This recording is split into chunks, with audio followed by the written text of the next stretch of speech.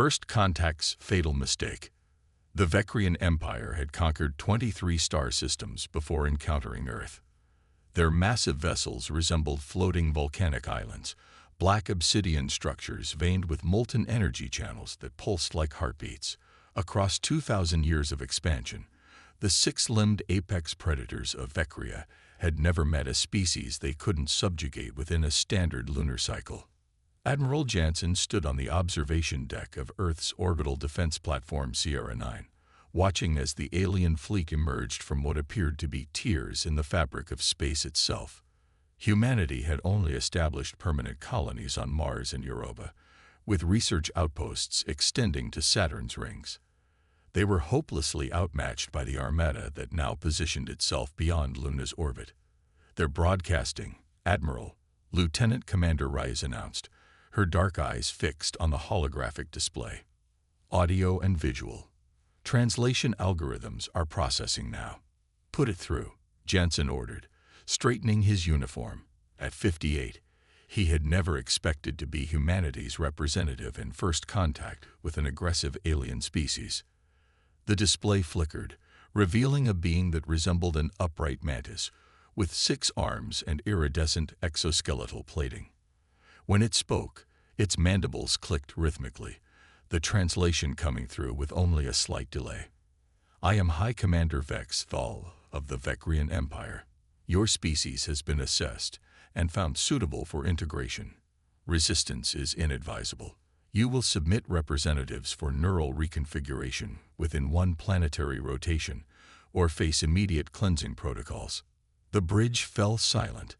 Neural reconfiguration. The euphemism wasn't difficult to decipher. This is Admiral Hiram Jansen of the United Earth Defense Force. We welcome peaceful contact with all sentient species, but we do not submit to threats.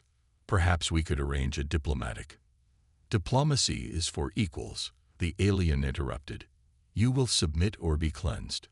Your technological development is approximately 3 centuries behind imperial standards. Your military capabilities are negligible. This is not a negotiation.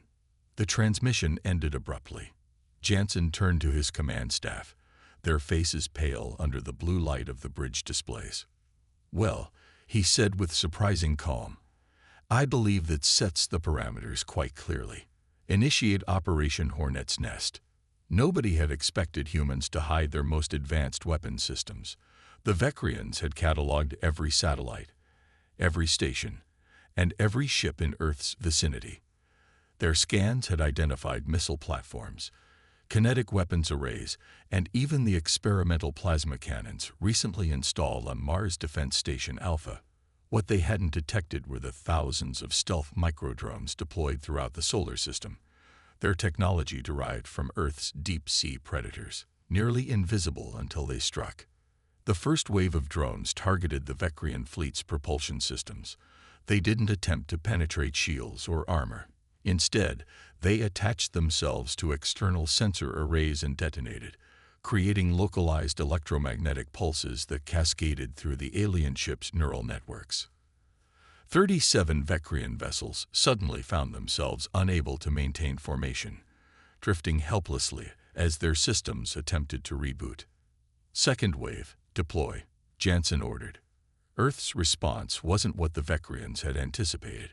While other species had technological advantages, humans had something the galaxy had rarely seen: an evolutionary history as persistence hunters with the unique ability to weaponize their failures.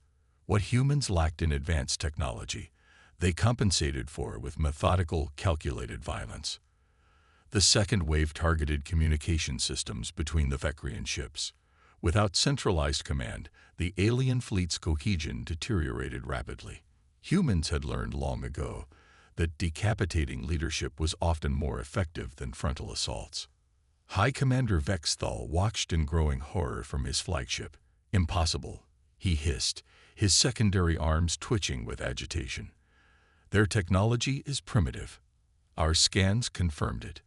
Strategic Officer Mekra's compound eyes dilated in stress patterns. They concealed their capabilities. These attacks are unconventional. They're not attempting to destroy our ships. they're systematically disabling and isolating them. Like a predator separating prey from a herd, Vexthal realized a new emotion creeping into his consciousness: doubt. The Vecreans had expected submission or futile resistance. Instead, they faced an opponent who fought with calculating precision, exploiting weaknesses they hadn't realized existed. When the Vecreans adapted their shields to counter the drone attacks, humans switched to kinetic projectiles.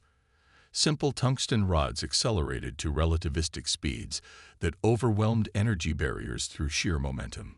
7 days into what should have been a simple conquest, the Vecrean armada had lost 23 capital ships without landing a single troop transport. Their remaining vessels regrouped behind Jupiter's orbit, using the gas giant's radiation belts to mask their emergency repairs. "We've captured one of their scout ships," Rise reported to Admiral Jansen. "Engineering says their technology is unlike anything we've seen. Biomechanical integration at a cellular level. But they have a critical weakness. Their neural networks can't process chaotic input patterns. It overwhelms their systems." Jansen nodded. "Chaos. That's something humanity has always excelled at creating." The captured Vecrean officer, Sub-Commander Zexnar, was brought before the United Earth Security Council.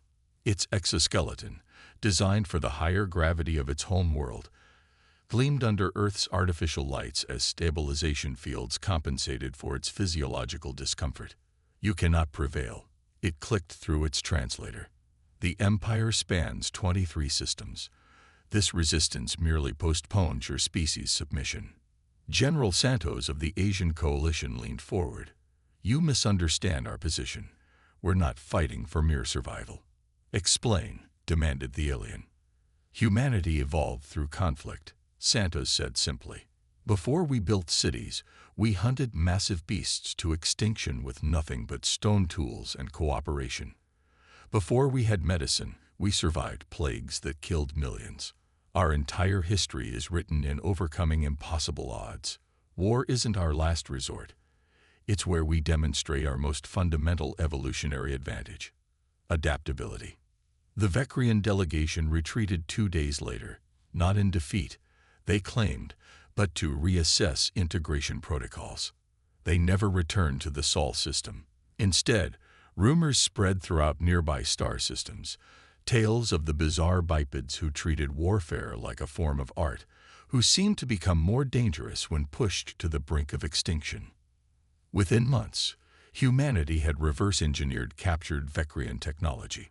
The biomechanical integration proved challenging, but human scientists discovered they could improve upon it by introducing controlled randomness into the systems, something the Vecrean evolutionary path had never conceived possible.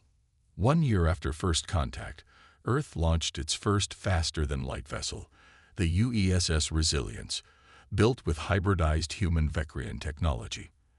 Admiral Jansen stood on its bridge as it prepared to break the light barrier. "Set course for the Proxima Centauri colony," he ordered. "It's time humanity introduced itself to the galaxy." The stars blurred as the Resilience leaped forward, carrying with it the most dangerous weapon the galaxy had ever known: human ingenuity unleashed beyond the cradle of Earth. The Galactic Ripple Effect. The Vecrean High Council chamber fell silent as High Commander Vex Thal completed his report on the Sol system expedition. 23 capital ships lost, hundreds of crew members captured or killed, and for the first time in 2 millennia, a complete tactical withdrawal. "These humans," Elder Zexmore's voice wavered, all 6 limbs trembling with age and concern. "You describe them as technologically primitive, yet they defeated our most advanced battle fleet." "Not defeated," Vexthal corrected hastily, mandibles clicking in agitation. "A strategic repositioning to recess." "Do not insult this council with euphemisms," Zexmore interrupted. "What makes these beings so dangerous?" Strategic Officer Mekra projected a holographic image of a human skeletal structure. "Their evolutionary path is unlike any species we've encountered. They evolved as persistence hunters on a high-gravity world with extreme climate variations. Their adaptability isn't merely cultural, it's encoded in their biology. They don't specialize, they generalize. When faced with a superior force, they don't attempt to match strength with strength. They identify weaknesses and exploit them with unprecedented creativity. The council chamber erupted in chittering debate. The Vecrean Empire had built its dominance on biological superiority and technological advancement. The concept of a species that could overcome these advantages through sheer adaptability was disturbing. Elder Zexmore raised his primary limbs for silence. Quarantine the Sol system. No Imperial vessel is to approach within 2 light years. Perhaps these humans will remain contained to their region. But humanity had other plans. 6 months after the Vecrean retreat, sensors at the edge of the Proxima Centauri system detected an anomaly. The Imperial outpost commander watched in disbelief as a ship of unknown configuration dropped out of faster-than-light travel, a technological leap that should have been impossible for humans to achieve so quickly. "This is Captain Elena Reyes of the United Earth Ship Resilience," came the transmission. "We come in peace, seeking diplomatic relations with all sentient species." The Vecrean outpost surrendered without firing a shot. News of humans mastering faster-than-light travel using modified Vecrean technology sent shockwaves through the Empire. What should have taken decades of research, humans had accomplished in months. Within 2 years, humanity had established a presence in 7 star systems, moving faster than any species in recorded galactic history. They didn't conquer, they negotiated, traded, and when necessary, demonstrated their unique approach to combat with surgical precision. Species that had lived under Vecrean dominance for generations found themselves with an alternative: human protection in exchange for resources and knowledge. Admiral Jansen, now promoted to fleet commander, stood on the observation deck of humanity's first off-world military academy on Europa, watching cadets train in low-gravity combat simulations. Next to him, Ambassador Chen reviewed diplomatic briefs from a dozen alien civilizations seeking alliances. "The Vecreans are mobilizing their reserve fleets," Chen noted, swiping through intelligence reports. "They're consolidating forces from their outer territories." Jansen nodded. "They've realized we're not staying in our corner of the galaxy. How are the negotiations with the Alturian Federation?" "Promising. They've suffered under Vecrean expansion for centuries. They're eager for alternatives, especially after seeing how we've integrated Proximan technology with our own without subjugating their people." This was humanity's true advantage, not just their capacity for warfare, but their ability to forge genuine alliances. Where the Vecreans conquered and subjugated, humans offered partnership and mutual benefit. Species that would never have cooperated found common ground under human diplomatic frameworks. The Vecrean Empire was not prepared to surrender its galactic dominance without a fight. 2 years and 7 months after first contact, they launched a massive counteroffensive, targeting human outposts across 3 star systems simultaneously. Fleet Commander Jansen coordinated the defense from the newly commissioned orbital headquarters above Mars. "They're expecting us to defend each colony independently," he observed, studying the tactical display. "That's what any rational species would do." "And what will we do instead?" asked Admiral Reyes, now commanding the Perseus fleet. Jansen smiled grimly. "Something irrational. Execute Operation Trojan Horse." When the Vecrean armada arrived at the human colony on Proxima Centauri, they found minimal resistance. The settlement appeared largely abandoned, with only a skeleton defensive force that retreated after token resistance. Similar scenarios played out across other human outposts. The Vecreans, sensing victory, moved their command vessels into orbit to begin planetary subjugation. That's when the supposedly abandoned human structures revealed their true purpose: massive electromagnetic pulse generators buried beneath colonial foundations detonated simultaneously across 3 star systems. The pulses, calibrated specifically to the frequencies of Vecrean neural networks, rendered their biomechanical ships temporarily inert. Before the Vecreans could recover, a unified human fleet emerged from hiding behind Proxima Centauri's dense asteroid belt. They didn't target the disabled Vecrean ships. Instead, they surrounded and captured them intact, adding to humanity's growing collection of alien technology. High Commander Vex Fall found himself face to face with Fleet Commander Jansen aboard the captured Vecrean flagship. The human appeared remarkably casual for someone standing before the military leader of the galaxy's most powerful empire. "This conflict can end today," Jansen stated simply. "Recognition of human territories, reparations for your unprovoked attack on Earth, and a non-aggression pact that includes all our allied species. The Empire does not negotiate with lesser beings," Vex All hissed, though his mandibles trembled slightly. "Lesser?" Jansen raised an eyebrow. "Your entire command fleet was captured without a single human casualty. I'm offering you the opportunity to avoid what comes next." "And what would that be?" Jansen's expression hardened. "Evolution in action. The galaxy is changing, Commander. Species adapt, or they get left behind." News of the Vecrean defeat spread rapidly across the galaxy. 3 major systems, Alturia, Proxima, and Tau Ceti, formally severed ties with the Empire and established diplomatic relations with Earth. Other species, long subjugated by Vecrean rule, began quiet rebellions of their own. On the 1-year anniversary of the Battle of Proxima Centauri, representatives from 14 different species gathered on neutral territory to sign the Galactic Cooperation Accord. At its center stood humanity, not as conquerors, but as mediators and protectors. Elder Zex Moore, against the High Council's wishes, attended as the Vecrean representative. After the formal signing, he approached Ambassador Chen with a question that had puzzled the Vecrean leadership. "You could have destroyed our fleet when you had the advantage. Why capture instead of eliminate?" Chen smiled. "Destruction is easy, Elder. Creation is the true challenge. Humanity didn't evolve to simply kill our competitors. We evolved to transform our environment, including the social environment of the galaxy." Zex Moore's compound eyes blinked in sequence, a sign of deep contemplation in Vecrean physiology. "The Council believes you are preparing for total war against us." "We're preparing for peace," Chen corrected. "But make no mistake, we're very, very good at war if that's the path you choose." The Vecrean Empire formally recognized human sovereignty 2 weeks later. Their 1,000-year expansion had been halted not by superior firepower or overwhelming numbers, but by a species that turned adaptation itself into a weapon.